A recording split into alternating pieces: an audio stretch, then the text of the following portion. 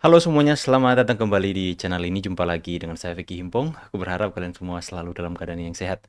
Kita akan kembali lagi membahas berikan video yang sudah saya rangkum untuk memberikan kalian semua tambahan informasi.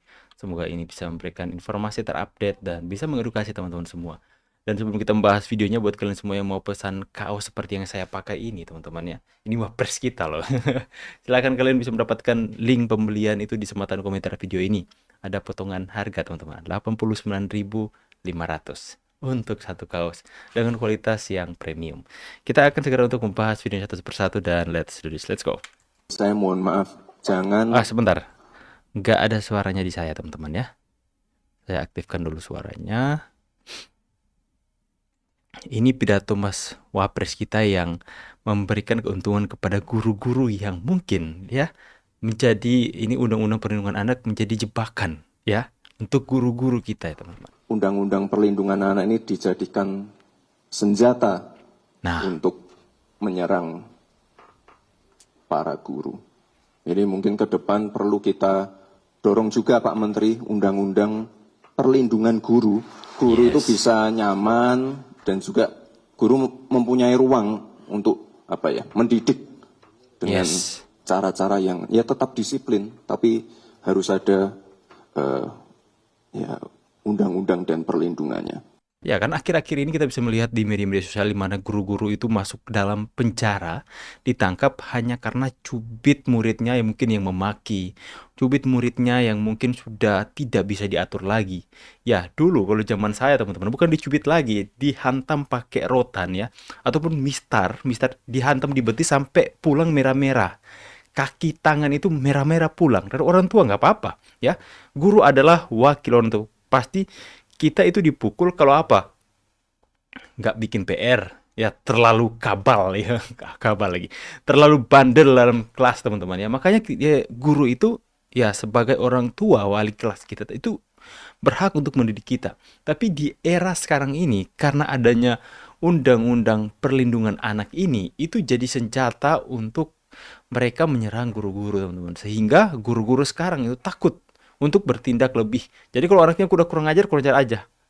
Kita takut untuk bertindak lebih karena kita akan melaporkan orang tua dan kena pasal ya. Dan itu yang disadari oleh Gibran ya. Mas Wapres ini luar biasa ya. Itu harus seimbang loh teman-teman.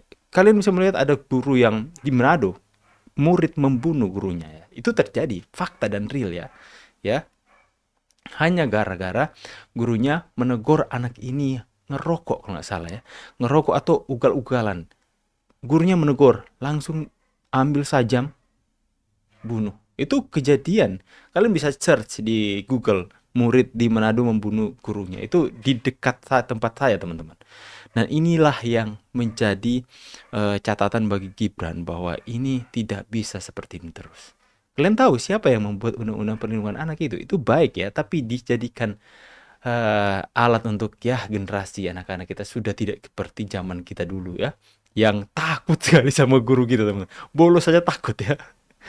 Wah, presiden kita yang satu ini nggak habis-habis bikin sensasi nih guys. Yang kayak gini di rating 11/100 emang gila tuh yang rating. Kalau di dalam negeri di rating jelek sama si gembel politik, Siapa di luar tuh? negeri Pak Prabowo malah dibanggakan sama presiden Amerika.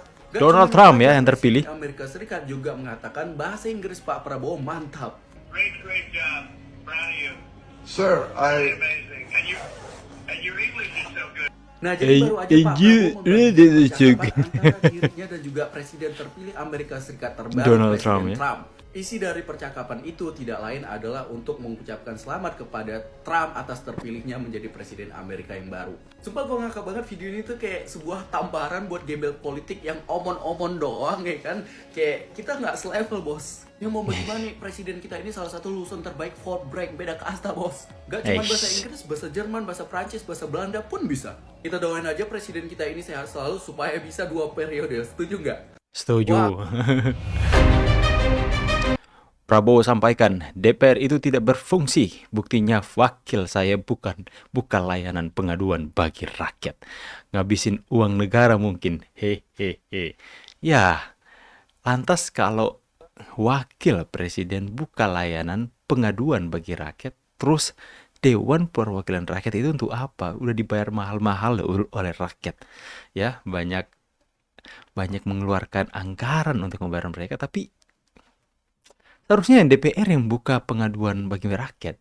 Nah, gimana teman-teman sendiri yang berikan komentar? Coba kita baca dulu komentar netizen ya.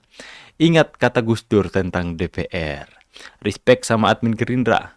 Apa fungsi DPR RI? Kabari kalau biru. DPR tidak pasang foto wapres, DPR tidak difungsikan wapres. Pak admin Gerindra bahkan lebih gercep daripada yang katanya wakil rakyat. Admin Gerindra sekarang sudah sangat membantu rakyat dan gercep, ditambah lagi sekarang Mas Wapres sampai buka layanan pengaduan masyarakat. Langsung terus fungsinya DPR sekarang apa ya Pak? Aduh, gaji DPR kasih ke admin Gerindra sama Mas Wapres aja. Berarti admin Gerindra dibalik ini semua adalah Mas Gibran. Spekulasi lagi ya. Lebih baik gaji admin Gerindra lebih gede daripada gaji DPR. Jadi apa fungsi DPR? Saya butuh admin Gerindra, bukan DPR. Waduh, saya butuh admin Gerindra, bukan DPR. Ya karena mereka merasa kok yang lebih care ke rakyat itu admin Gerindra ya. Kok lebih care ke masyarakat itu Wapres. Lantas DPR itu fungsinya apa katanya? Aduh. Nyala Wapresku. Ini adalah surat yang saya kirim waktu saya masih jadi wali kota. Nyala Wapres. Gua kira saya kirim Samsul. surat ini ke Pak Ternyata Menteri Bibi Unggul. Pendidikan. Ya, namun kemarin saya cek ke Pak Sekda dan Kepala Dinas yang ada di Solo, surat ini belum mendapat tanggapan. Surat ini isinya adalah keluhan-keluhan saya sebagai wali kota, ya mengenai, tadi sudah dibahas Pak Menteri, mengenai masalah zonasi, masalah program Merdeka Belajar, masalah pengawas sekolah, masalah ujian nasional. Tapi Pak Menteri yang sekarang beda. Kemarin pulang dari Akmil Magelang, kita langsung koordinasi dan kita langsung klik untuk masalah-masalah zonasi ini. Jadi Bapak Ibu, zonasi ini program yang baik, tapi silakan nanti Bapak Ibu selama rakor mungkin bisa memberi masukan, karena jumlah guru kita itu belum merata. Ada provinsi tempat-tempat yang kelebihan guru. Ada provinsi tempat-tempat yang kekurangan guru. Ya, ini nanti tentunya menjadi PR untuk Pak Menteri. Jadi zonasi sekali lagi ini program yang baik, tapi mungkin belum bisa diterapkan di semua wilayah. Tapi waktu itu saya sebagai wali kota, ya tentunya kita harus comply dengan program yang di pusat.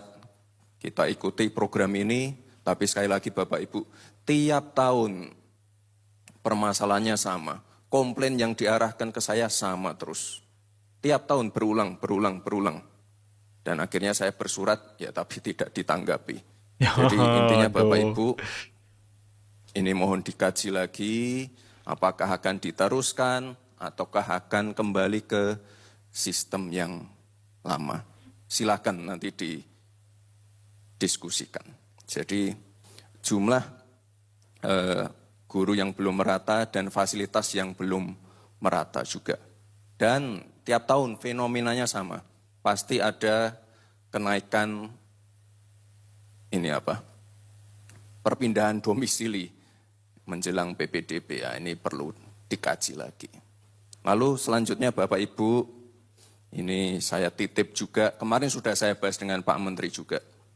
Jadi sekolah itu harus menjadi tempat yang aman dan nyaman bagi guru dan para murid.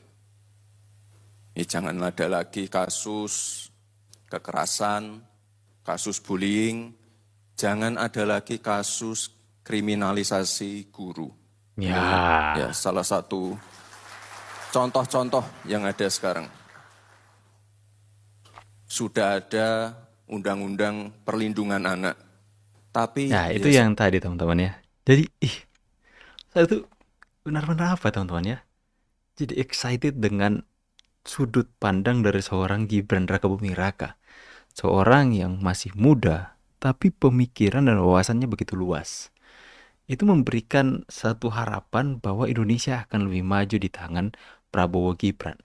Dan teman-teman, jika Pak Prabowo masih kuat di 5 tahun ke depan untuk calon lagi, ya nggak apa-apa, kita akan pilih Prabowo Gibran lagi. Tetapi jika nanti Pak Prabowo sudah semakin lemah karena usia, ya, dan kita butuh pemimpin di generasi selanjutnya, saya pasti akan pilih sosok Gibran, ya. Saya percaya Gibran akan menjadi RI 1, teman-teman, ya. Saya yakin, bukan berarti dia mau menyalip atau mengambil kekuasaan dari Pak Prabowo. Tapi kita melihat sosok Gibran adalah penerus, adalah sosok yang siap untuk menerima tongkat estafet kepemimpinan dari RI 1, teman-teman. Ya, saya percaya bahwa Gibran ini akan semakin dewasa, akan semakin banyak belajar, akan semakin banyak melihat situasi yang terjadi di Indonesia dengan jabatan yang dia pangku sekarang menjadi wakil presiden. Saya percaya Gibran akan semakin memiliki hati yang terbeban untuk menciptakan sejarah baru yang mungkin, ya, belum pernah terukir sebelumnya. Pak Jokowi sudah mencetak sejarah atas Indonesia. Giliran Gibran untuk make a history maker. Oke teman-teman, ya, saya sangat excited, saya sangat benar-benar bersemangat dengan kepemimpinan pemimpin-pemimpin kita hari ini. Luar biasa teman-teman, ya. Ya, semakin ditindas, semakin dia bersinar, semakin ditekan, semakin dia melebar, teman-teman. Itulah, kita harus memberikan support dan dukungan, ya. Saatnya kita bersatu, stop saling menjatuhkan, stop saling memfitnah, teman-teman, ya. Dan biarkan mereka nggak menghargai wapres kita, tapi kita tetap akan menghargai dan mendukung, berikan support yang terbaik untuk wapres kita. Tapi dalam hal ini kenapa kita kok kalian ngomong wapres terus? Wapres yang tidak dihargai, ya. Sudahlah Pak Prabowo kita tetap hormati, cuman kita bela mereka yang tidak mau menghormati wapres kita. Oke teman-teman, ya, yang mau pesan kaos seperti yang saya pakai ini, Wapres Gibran Raka Buming Raka, ada di kaos saya. Silakan, link pembelian ada di sematan komentar video ini. Saya pamit dulu teman-teman, see you on the next video and God bless you. Bye guys.